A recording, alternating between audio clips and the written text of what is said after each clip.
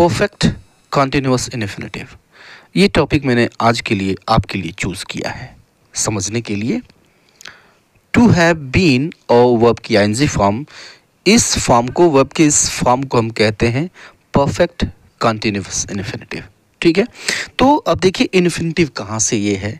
Infinitive आपको यहाँ से दिख रहा है, टू हैव यानी टू प्लस वर्ब की बेस फॉर्म। हैव यह बेस फॉर्म है, तो टू प्लस हैव यह वर्ब की बेस फॉर्म हो गई, तो यहाँ से ये इन्फिनेटिव है। ठीक है, अब देखिए परफेक्ट कहाँ से है। जब आप हैव के ठीक बाद पास्ट पार्टिसिपल यूज़ करते हैं तो ये होता है परफेक्ट, ये परफेक्ट फॉर्म है। यहाँ पे आपको दिख रहा है हैव और बीन, ये परफेक्ट फॉर्म हो गया।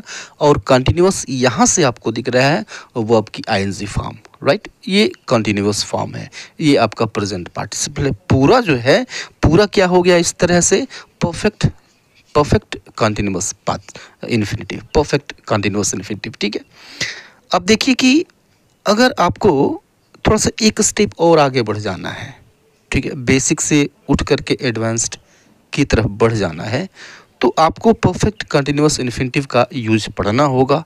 ठीक है, तो ग्रामर की बात कर ले, वहाँ भी इसका यूज़ होता है, और स्पोकन इंग्लिश की बात कर ले तो वहाँ भी इसका यूज़ होता है। ठीक है, तो इसको सीख करके आप अपने इंग्लिश को अपग्रेड कर पाएंगे, नेक्स्ट लेवल पे पहुंच जाएंगे। एक स्टेप से उठ के आप अगले स्टेप पे, ऊपर के एक और अगले स्टेप पे पहुंचने वाले हैं। ठीक है, तो मेरे साथ अंत तक इस वीडियो में बने रहें, मन लगाकर इन चीज़ों को समझने के लिए। तो आइए वीडियो को शुरू करते हैं। अब जैसे देखिए किस तरह के सेंटेंसेज होते हैं जिनमें परफेक्ट कंटिन्यूअस इन्फिनेटिव का यूज़ किया जाता है। जैसे तुम सुबह से काम करते आ रहे प्रतीत होते हो। ठीक है, राइट, ऐसे सेंटेंसेस को हम बोलने के लिए परफेक्ट कंटिन्यूअस इन्फिनेटिव का यूज़ करते हैं। या फिर इसी को हम ऐसे भी कहते हैं हिंदी में, ऐसा प्रतीत होता है कि तुम सुबह से काम कर रहे हो। राइट, इस तरह के सेंटेंसेस को आप बोलते हैं परफेक्ट कंटिन्यूअस इन्फिनेटिव से। तो आप बेसिक तरीके से भी बोल सकते हैं, ठीक है, सिंपल वे में भी बोल सकते हैं, और आप परफेक्ट कंटिन्यूअस इन्फिनेटिव का यूज़ करके भी बोल सकते हैं। लेकिन जब परफेक्ट कंटिन्यूअस इन्फिनेटिव का यूज़ करते हैं तो यह एक स्टेप और आगे बढ़ जाता है, यह थोड़ा सा नेक्स्ट लेवल का हो जाता है। ठीक है, या फिर इस तरह के सेंटेंसेस आपको बोलने हो, ऐसा प्रतीत होता है कि वह यहाँ कई महीनों से रह रही है। ठीक है, इस तरह के सेंटेंस होते हैं। या फिर इस तरह का सेंटेंस होता है, वह ऐसा बहाना कर रहा है कि सुबह से काम कर रहा है। इस तरह के सेंटेंसेस को बोलने के लिए, या फिर ऐसा समझा जाता है कि वह सालों से इस शहर में रह रही है। राइट, तो इस तरह के सेंटेंसेस को हम दो तरीके से बोल सकते हैं, परफेक्ट कंटिन्यूअस को यूज़ कर, परफेक्ट कंटिन्यूअस इन्फिनेटिव को यूज़ करके, और एक सिंपल वे में। ठीक है, जैसे पहले ही सेंटेंस को आप लीजिए। पहला सेंटेंस क्या था? पहला सेंटेंस था कि ऐसा प्रतीत होता है कि तुम सुबह से काम कर रहे हो। ठीक है, तो अब देखिए इसको हम सिंपली कह सकते हैं, ऐसा प्रतीत होता है, इट मीन्स इट सीम्स, प्रतीत होता है मतलब सिम्स। अब ध्यान रखिए कि परफेक्ट कंटिन्यूअस का जो यूज़ है कुछ पर्टिकुलर वर्ब्स के साथ ही कर सकते हैं। ऐसे वर्ब्स की संख्या जो है वो लिमिटेड है, जैसे अपीयर है, हैपन है, think, consider, admit, hope, pretend, understand, seem. तो ये ऐसे वर्ब्स हैं, इन्हीं के साथ हम परफेक्ट कंटिन्यूअस इन्फिनेटिव का यूज़ करते हैं। ठीक है, तो अब सेंटेंस क्या था? सेंटेंस था ऐसा प्रतीत होता है कि तुम सुबह से काम कर रहे हो।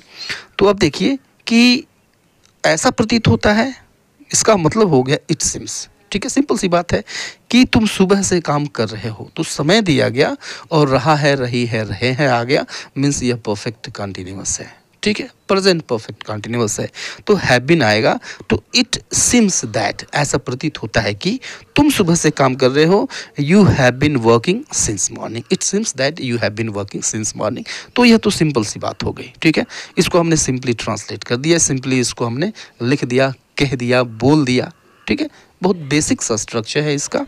राइट, अब थोड़ा सा नेक्स्ट लेवल पे जाएंगे, तो इसमें हम यूज़ कर सकते हैं परफेक्ट कंटिन्यूअस इन्फिनेटिव। कैसे यूज़ करेंगे? यहाँ पर जो इट दिख रहा है, इस इट को आप यू से रिप्लेस कर दीजिए। यह यू क्या है? यह यू दैट के बाद जो सेंटेंस आया हुआ है उसका सब्जेक्ट है, उसमें आने वाला सब्जेक्ट है। इस यू को हम यहाँ लाएंगे, इट की जगह पे लाएंगे। इट कहाँ जाएगा? इट हट जाएगा, ठीक है, राइट। दैट भी हट जाएगा, इट भी हट जाएगा और दैट भी हट जाएगा, ठीक है। और यहाँ पर इसके ठीक बाद हम यूज़ कर देंगे परफेक्ट, इसके बाद हम यूज़ कर देंगे परफेक्ट कंटिन्यूअस इंफिनिटिव, यानी टू हैव, बीन और वर्ब की आईएनजी फॉर्म। तो क्या हो जाएगा? You seem to have been working since morning, ठीक है। तो थोड़ा सा हमने चेंज किया है, राइट। और इसका जो लेवल है वो अपग्रेड हो गया, थोड़ा सा हमने चेंज किया है। You seem to have been working since morning, ठीक है। अब दूसरा सेंटेंस क्या था? दूसरा सेंटेंस था कि वह यहाँ कई महीनों से रहती आ रही प्रतीत होती है, या फिर ऐसा प्रतीत होता है कि वह यहाँ कई महीनों से रह रही है। तो कई महीनों से रह रही है, समय दे दिया गया, ठीक है, और रह रही है ऐसा भी आ गया, यानी प्रेजेंट परफेक्ट कंटिन्यूअस है। तो इसको हम ऐसे कह सकते हैं, ऐसा प्रतीत होता है, इट अपीयर्स दैट, कि she has been living in this city for many months. It appears that she has been living in this city for many months. ठीक है, तो ये तो बेसिक सा स्ट्रक्चर हो गया, बेसिक सा यूज़ हो गया इसको। अब इसको हम अपग्रेड करते हैं, हम यहाँ पे यूज़ कर सकते हैं परफेक्ट कंटिन्यूअस इन्फिनिटिव का। तो परफेक्ट कंटिन्यूअस इन्फिनिटिव कैसे यूज़ कर सकते हैं? यहाँ पर जो शर्त है वो पूरी होती हुई दिख रही है। यहाँ पे यूज़ किया गया है, हैज़ बीन यूज़ किया गया है, तो हैज़ बीन यूज़ किया गया और वर्ब की आईएनजी फॉर्म यूज़ की गई, ठीक है। अगर ये है, ये तीनों चीज़ें हैं, तो हम have been, to have been और वर्ब की आईएनजी फॉर्म यूज़ कर सकते हैं। तो हैज़ हो, हैव हो, नो प्रॉब्लम, आपको सभी कंडीशंस में टू हैव बीन और वर्ब की आईएनजी फॉर्म यूज़ करनी है, ठीक है। तो अब यहाँ पे इट को आप शी से रिप्लेस कर दीजिए, राइट।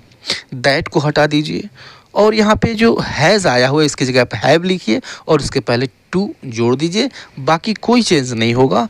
तो क्या हो जाएगा? She appears to have been living in this city for many months.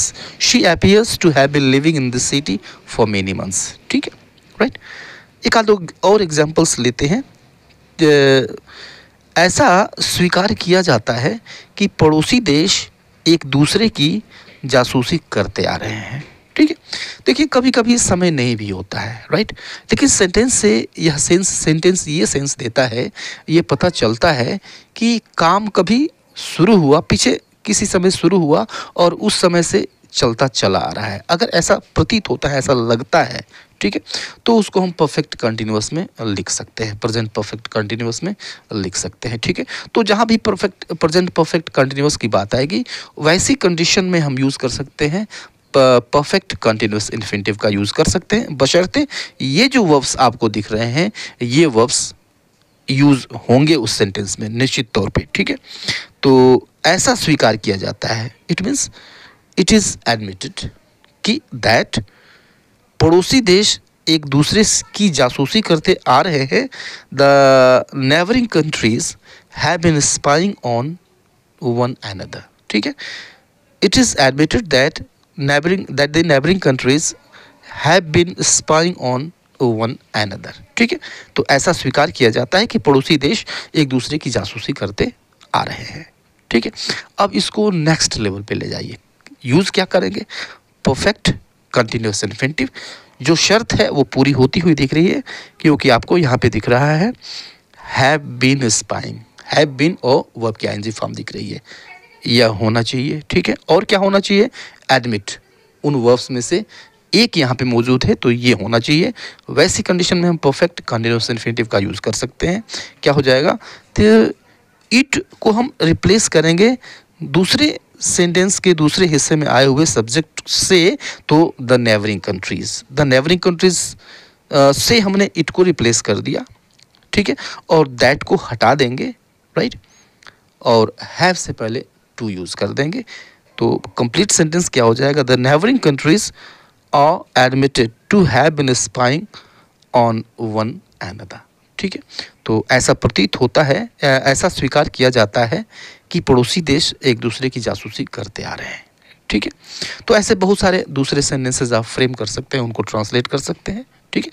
कुछ सेंटेंसेस अपने मन से फ्रेम करें, उनको ट्रांसलेट करें और कमेंट बॉक्स में कमेंट करें। वीडियो कैसा लगा? अच्छा लगा हो तो एक लाइक ज़रूर कर दें और चैनल अब तक सब्सक्राइब नहीं किया है तो इसको सब्सक्राइब करते चले। मिलता है नेक्स्ट वीडियो में, तब तक के लिए goodbye and take care.